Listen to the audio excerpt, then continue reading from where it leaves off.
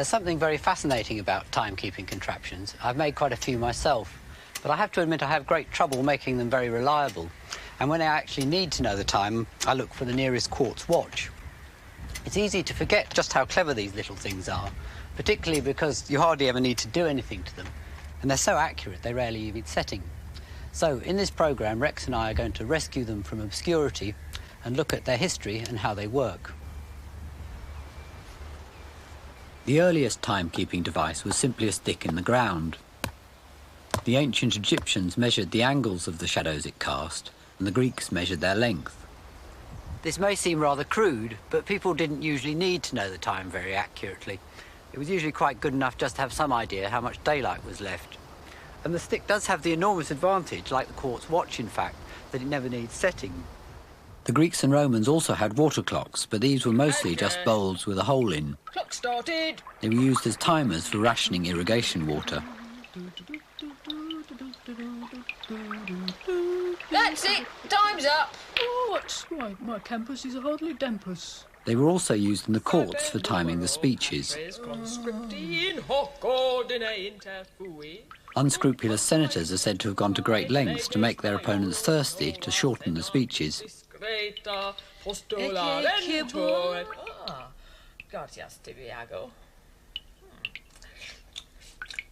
Et in ordine quisque agua.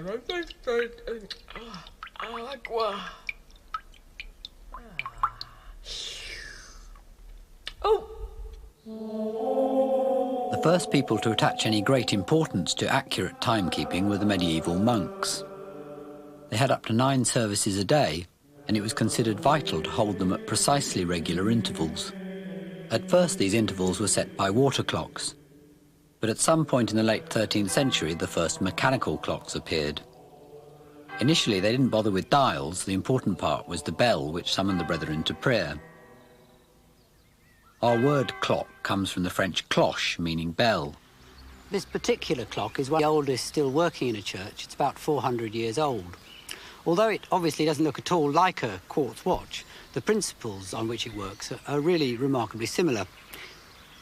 If I take a quartz watch to bits, you can see there are basically 4 parts inside.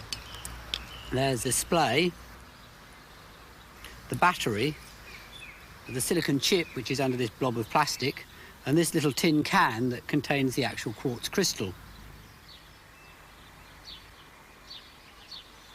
It's actually a lot easier to understand how one of these things works by looking at the clock in a bit more detail first. The display is obviously doing the same thing as the dial on the clock, and the battery powering the watch is doing the same thing as the weights in the clock tower, but also the crystal is actually providing a regular beat in very much the same way as the swings of the pendulum, and the silicon chip is controlling the whole thing, just like the gearing. The heart of the gearing mechanism is the escapement, which interacts with the pendulum. It pushes the pendulum to keep it swinging. At the same time, the escapement is held back by the pendulum, regulating the clock's speed.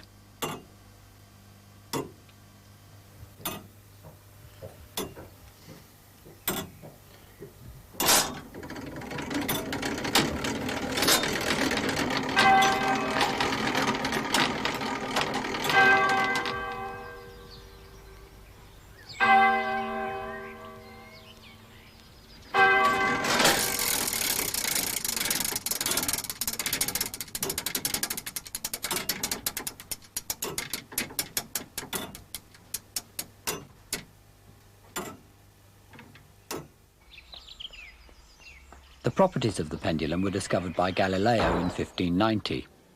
To mask the pong of the peasant congregation, the priests used a swinging censer to fill the church with incense. Galileo realized that the censer was taking exactly the same time to swing from side to side, however far out it went.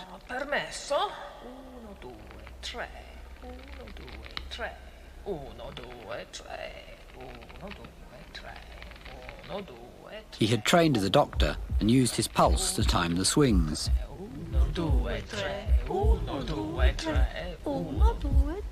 Galileo was in need of an accurate clock for some of his astronomy observations. So he simply set up a swinging weight in his observatory and paid a man to count its swings all the time. Le stelle stasera sono meravigliose. Bellissime, bellissime. Tornare. Ma cosa fai?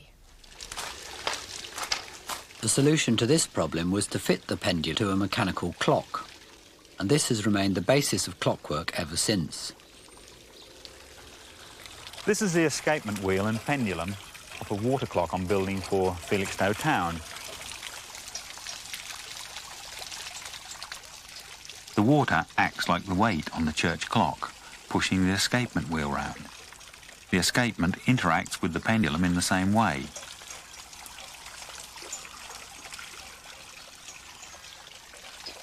No matter how far the pendulum swings, it always takes the same time.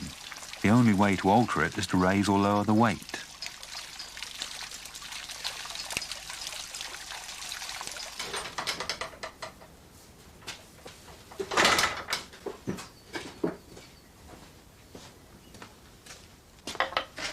It's not obvious how a lump of quartz could possibly do the same thing as a pendulum, but it really is quite similar. The quartz does move. This is a bit of crystalline material similar to quartz, sandwiched between two bits of metal. And if I connect this up, I think you should be able to see it move.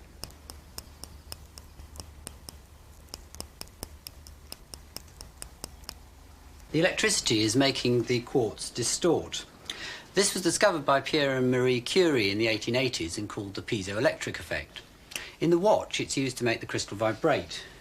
Here I've cut the crystal out of its tin can, and under a magnifying glass, I think you can see it's cut in the shape of a tiny tuning fork. It vibrates in exactly the same way as an actual tuning fork.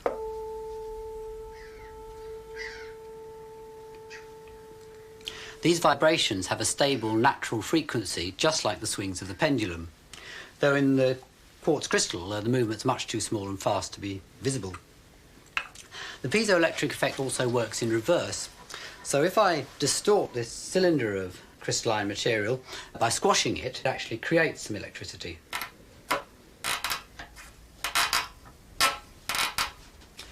This is actually the crystal out of a piezoelectric gas lighter, and this is how these things work. This is also used in the watch. The battery powers the chip and keeps the crystal vibrating. This vibration creates stable electrical pulses which are fed back to the chip, interacting in a similar way to the pendulum and escapement. The chip then powers the display.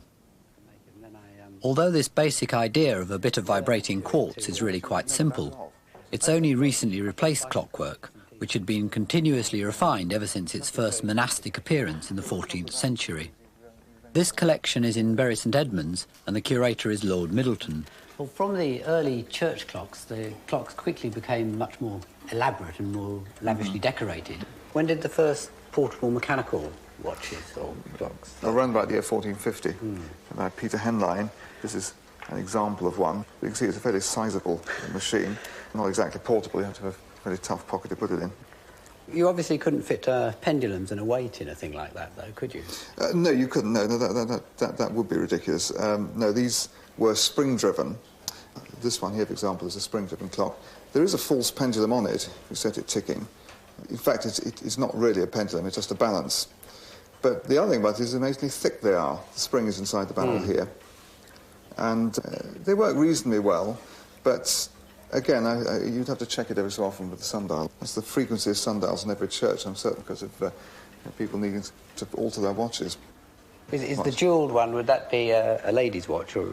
No, I think it's big enough for a gentleman's watch. I mean, ladies did wear watches like this. They used to wear them on a long chain around the neck. Watches like this were obviously very expensive and could only be bought by very rich people.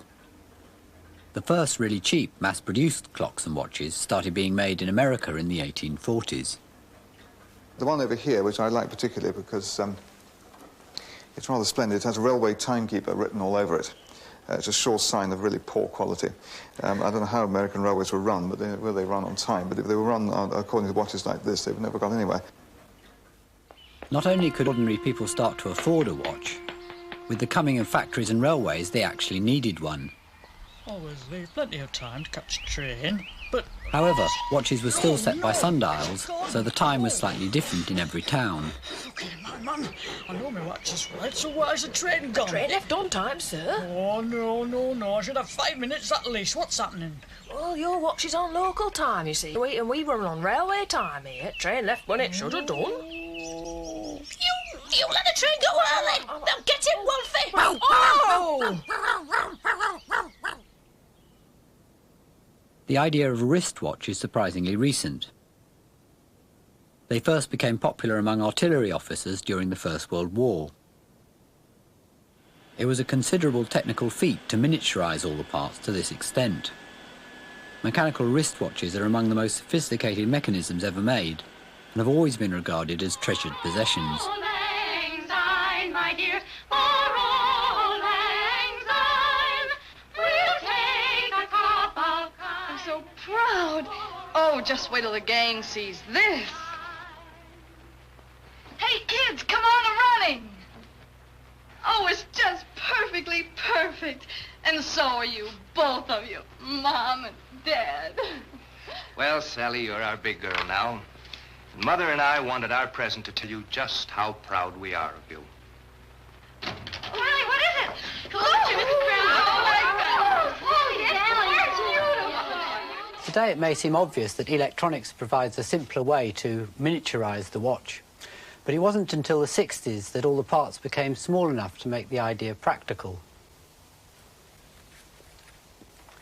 This is the first electric watch introduced by the Hamilton Watch Company in America in 1956. Inside, it doesn't really look very different from an ordinary mechanical watch. There's a little balance wheel, but there's a tiny electromagnet on it which keeps it moving backwards and forwards. The really remarkable thing was making a battery this small, though most of the development work on this was done by the military, mainly for use by spies and their radios. The next electric watch to appear was far more revolutionary. This is the Bulova Accutron. It's got two tiny electromagnets you can see here. At the third stroke, it will be 4, 37 and 50 seconds.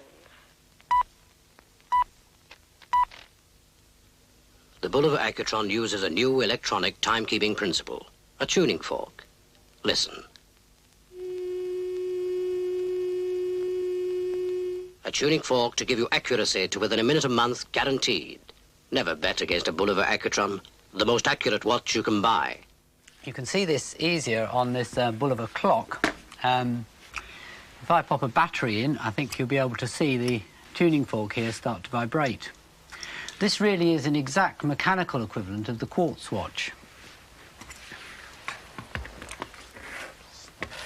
The idea of using quartz was nothing new. The first quartz clock had been developed as early as 1929 in the prolific Bell Labs that also invented the transistor in the 40s. But these quartz clocks, like this German one, use much larger bits of quartz, that's the quartz crystal down the bottom, and rather bulky electronics. This is the first true quartz watch, introduced in 1967 by the Japanese firm Seiko. The Americans then regained the lead, and the Hamilton Watch Company then introduced the Pulsar. This is the first solid-state watch with no moving parts. These are rotary watches. This one has a traditional Swiss movement and a very handsome face. This is a rotary quartz watch, devastatingly accurate. This is a quartz watch too, but it's like a little computer. You press this little button and look, first the time, then the day and date, and then the seconds. Very clever. It'll look smashing on your wrist. Rotary, every time. The bright red displays on the first digital watches used so much power that they could only be switched on occasionally, when you actually needed to know the time. The first watch to have a liquid crystal display was this one. This uses so little power that the display could be left running. This doesn't work anymore. The early liquid crystals were rather unstable. Today this problem's been solved and liquid crystals have been made to do some quite remarkable things. Whole windows like this are being developed.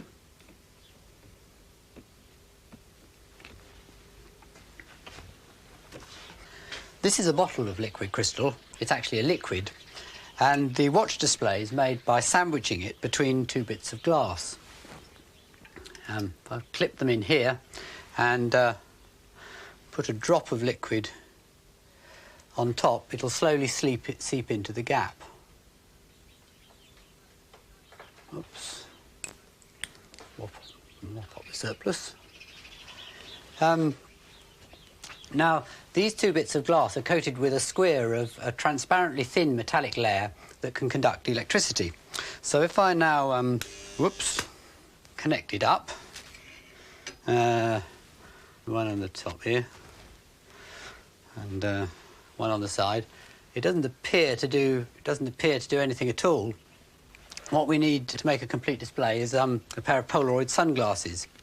If I hold one lens behind the other and rotate it, you can see it goes from light to dark.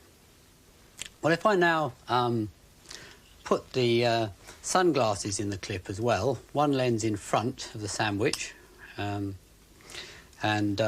one lens behind,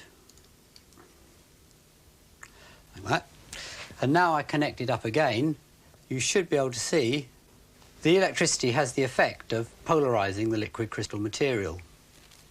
I can show you just how little electricity this needs to make it work. If I hold on to one wire, simply touching the cell with my other hand is enough to make it work, although the electricity has got to pass through the resistance of my body.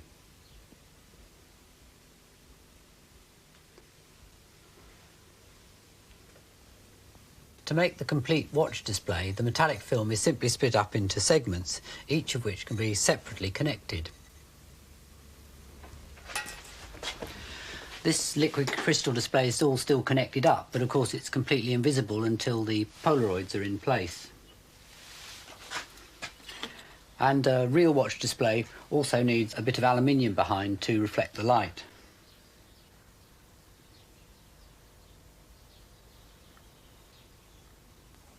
The chip in a quartz watch is equally ingenious. Here we've made up part of the circuit in separate stages. The first one keeps the crystal vibrating. This one divides the output from the crystal to give a pulse every second. This one counts the pulses. You can see the lights coming on in sequence.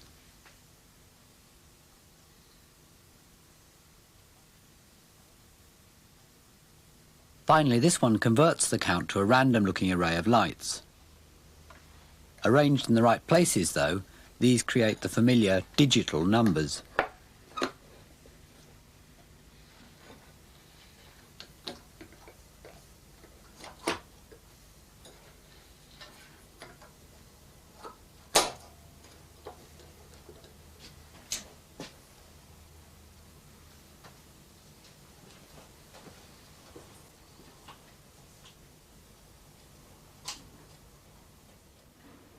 The idea of a digital display wasn't new. It had appeared several times in the clock's history. This is an illuminated night clock from the 18th century. Electromechanical digital clocks started becoming popular in the 1960s. But although digital displays tell the time very clearly, they do still have their drawbacks.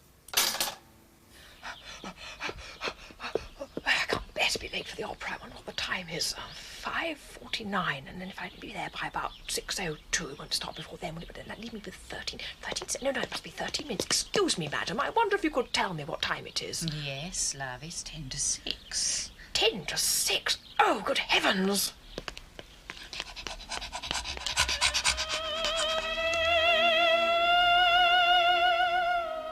Excuse me. Oh, I say sorry.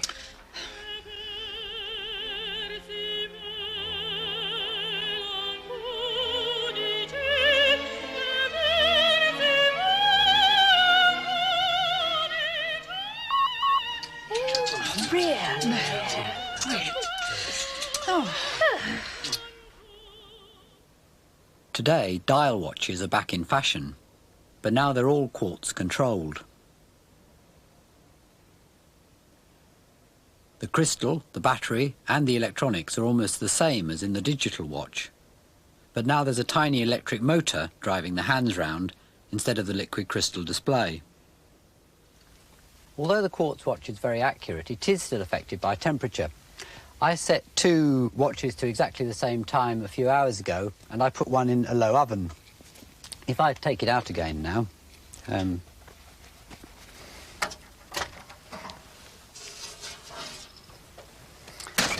it looks a bit of a mess.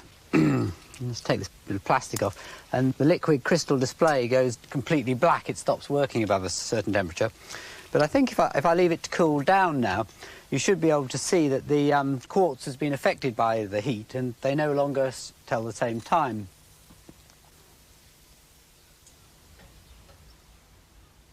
Of course, watches don't usually get quite so hot, but even small day-to-day temperature variations do mount up.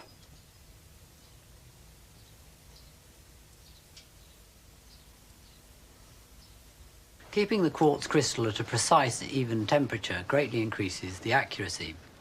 This is a device for timing the accuracy of watches, and it has to be accurate to 1/100th of a second a day. It still works by quartz, but there's a tiny heating element inside which keeps the crystal at a very even temperature. I'm going to use it to compare the accuracy of a mechanical watch and a quartz watch. This is one of the most accurate mechanical watches ever made. It cost £8,000. And it is a work of art. If I put it on the block, have to wait a few seconds before it starts to read.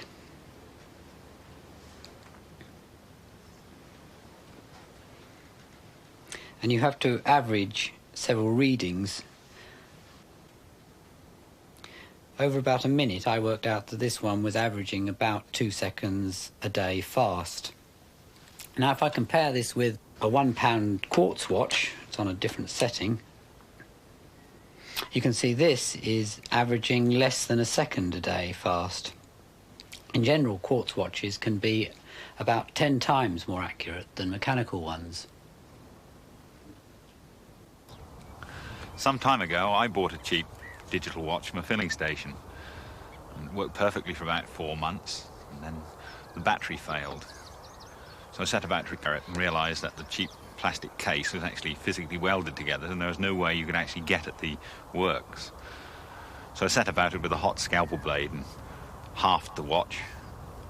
And I eventually got to the watch compartment and found that the replacement battery I'd got was much larger than the original. So I then had to modify the inside of the watch to accommodate the new battery. And that meant making new contacts for it, etc. And eventually I got it together. It took about 2.5, 3 hours. And the watch worked perfectly, and I was very pleased, very satisfied. It's lovely repairing something which was never designed to be repaired. But unfortunately my satisfaction didn't last very long. The following day the strap broke, so I had to throw it away, much to the amusement of everyone in the workshop. I have to admit I don't wear a watch myself, but in comparison with my own clumsy timekeepers, it's impossible not to admire the things. There really is something very satisfying and elegant about the way they work. It's a shame, really, they cost so little. This one only cost 60p, that people seem to regard them as almost totally disposable. Watches certainly aren't the treasured possessions they once were.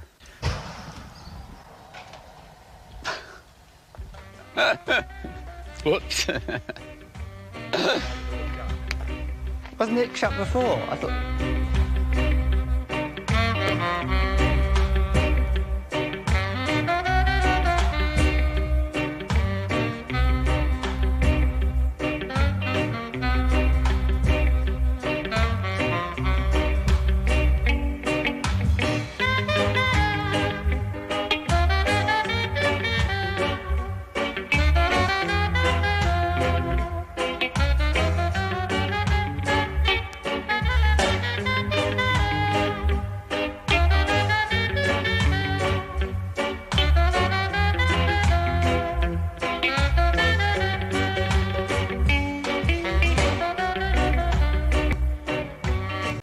I was interested watching the Quartz watch again. I haven't watched it for 20 years. A lot of the clocks, my clocks that are featured, are still knocking around the place. Because I make clocks, I greatly enjoyed going to the museum and looking at some of them in detail, the old ones, talking to Lord Middleton. I think some things I've learnt a lot more about. I might have talked about 19th century pocket watches a bit differently. Mechanisation wasn't just a way of making watches cheaper, it did. But the Waltham Watch Company, who pioneered mechanical mass-produced pocket watches, were incredibly proud of what they did. And they felt their machines were more accurate. The frames were more rigid than the handmade ones. I eventually bought one from America and got some help in stripping it down and putting it back together. It's a very beautiful object, and although it's plain on the outside, the inside is really beautifully decorated. I think they were at pains to show that these things weren't inferior. They were works of art, and certainly I think the engraving is really beautiful. I've always been fond of objects that are on the cusp between the old and the new, between the analogue and the digital, if you like. And eventually I couldn't resist it any longer and brought my own Bulova Accutron watch. I found that Bulova had made quite a lot of them, mostly just looking like conventional watches, and really it's only the space view ones which showed all the mechanism that were so valuable. But there was a good business in buying up ordinary faced ones and taking the face off and then reselling them as space view ones. And so mine is a fake, but I don't mind. It's got the original mechanism inside. The other thing I remember is working with the Royal Signals and Radar establishment. That was exciting. They provided all the help with the liquid crystal display demonstrations. In fact, they hold some of the key patents of liquid crystal displays and were real experts in the field. But they were wonderfully helpful and enthusiastic about it all, and had great stories to tell too. So that was definitely a high point of filming this episode. Well, of course, once mobile phones came in, people didn't really bother with watches. You could just look at your phone to see the time. And they become just really bits of jewellery, which is odd really. But they're quite fun. I mean, I couldn't resist buying a Chinese watch that I wore for quite a long time, for quite a few months. It's quite a heavy lump though, so then I went back to the phone. But it's an elegant bit of a skeleton watch. I've taken quite a few lessons in watchmaking and clockmaking since making those films, and one thing I came to the realisation was that I actually prefer clocks to watches, mainly because it's more my scale. Watches are very, very fiddly. But I think the other thing I'd underestimated was that it's so hard to make a wristwatch work, to get everything in that tiny space, that there isn't such variety in the design as there is in clocks. That the escapement is nearly always pretty identical, and so there's not quite the same excitement as endless possibilities of what to expect, and so that's been interesting. I actually preferred restoring an old grandfather clock to working on those watches.